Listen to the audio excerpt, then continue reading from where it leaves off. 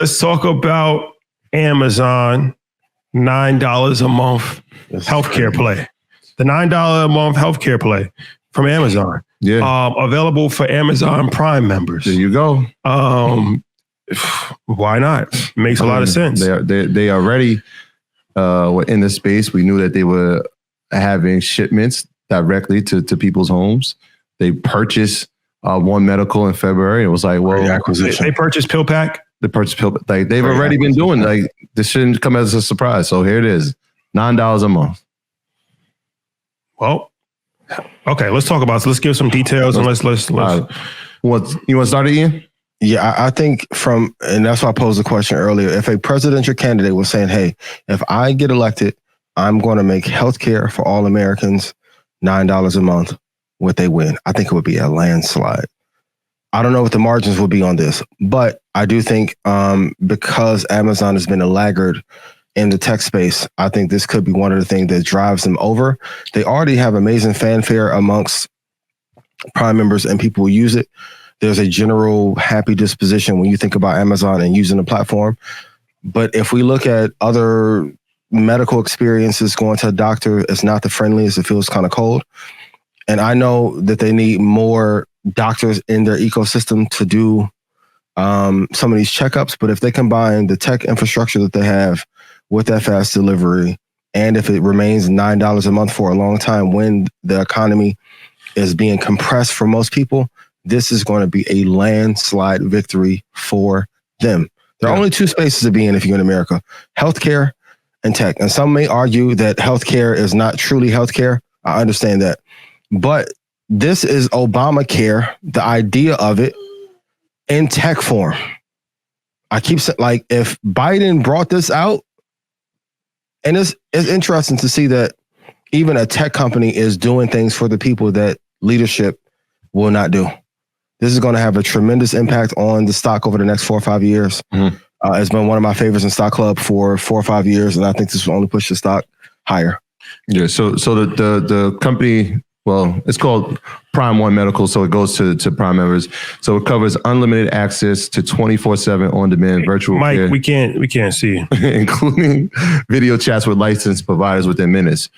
So we've seen Amazon do this before. We covered this, the diapers.com story where, you know what, we saw diapers. We're going to take their business, right? Their business model. We're going to make it cheaper.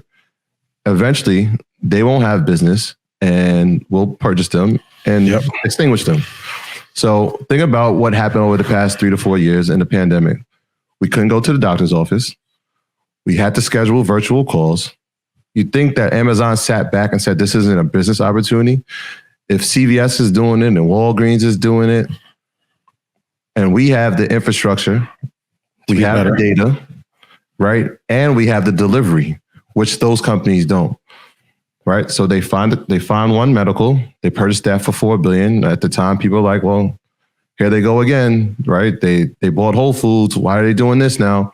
Yeah. Well, here's the reason, right? You knock out all these other providers, you become the provider. Not only do you provide 24 access to care, but you can do drop medication, right? And you can also have third-party providers interject when it's, less serious issues. So now you become a virtual hospital in a sense where you can now have patients speak to somebody, get the medication, and if it's something that is life-threatening, flu, you can have people, actually third-party people, come to you.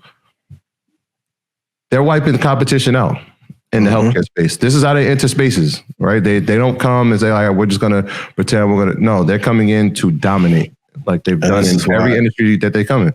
Yep. And how do you compete on that based on price? That's why competing on price, somebody's always going to undercut you. And even if it's a loss leader, at some point, they'll find a way to scale it. The interesting thing to keep your eye on is to see if they can be able to squeeze $3.55 or $4 of profit out of that $9. If they do that, it's going to be a tough night. Because the thing that United Healthcare may have, which is a stock that I do like in that space. Mm-hmm. No, I haven't met one person in life that's like, I'm just in love with United Healthcare. Like the biggest arbitrage is the brand ambassadorship or fan love or brand loyalty that a person may have. And if you begin to have a good experience, and let alone if the process is fast and I'm getting coverage, they'll find a way to make it better. Even when Prime came out, Prime was okay at first, and they quietly added benefits to it year after year to make it unstoppable. And I kept saying, tech and healthcare is the only two things that you really need to be in. Apple's making their foray.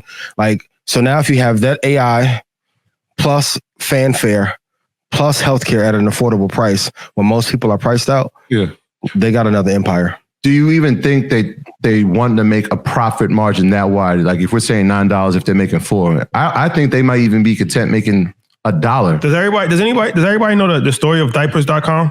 You want to give it? Put yes in chat if you're familiar. Put no in chat if you're not familiar with the stories of diapers.com. Even if they make $1 from it, this is not the core business. AWS is by far the core business, whereas other companies, this is your core business. Yeah. They're just coming into the space, right? Yeah. And so having a profit margin of $4 on that 9 might be great, but they might say, hey, we might take a loss for the first 2 years. We can afford to take the loss. We take your customers. Yeah. You can't afford to take the loss. You'll be out of business.